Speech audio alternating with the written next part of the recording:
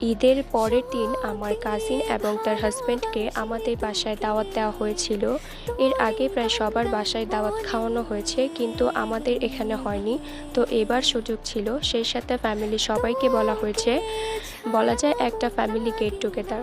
তো আমাদের বাড়িতে কোনো অনুষ্ঠান থাকলে সেই ক্ষেত্রে আমার মেজো কাকি সব রান্নাবান্না করেন, কারণ তার হাতের রান্না বেশ মজার। সেদিন মোটামুটি অনেক আয়োজন হয়েছিল। আমি সব কিছুর ক্লিপ নিতে পারিনি, যে কয়েকটা নিয়েছি সেই কয়েকটা এখানে অ্যাড করে দিব। এই ভিডিওতে একদম গ্রামীণ পদ্ধতিতে কিভাবে মাছ ভাজা হয়েছে সেটাই দেখানো হয়েছে। তো ফার্স্টেই হলুদ গুঁড়ো, মরিচ গুঁড়ো, ধনে গুঁড়ো, জিরে গুঁড়ো আর স্বাদ মতো লবণ দিয়ে মাছগুলো ভালোভাবে আলতো হাতে মিশিয়ে নিয়েছে। এরপরে গরম তেলে মাছগুলোকে এপাশ ওপাশ করে ভালোভাবে ভেজে নিয়ে তুলে নেওয়া হয়েছে।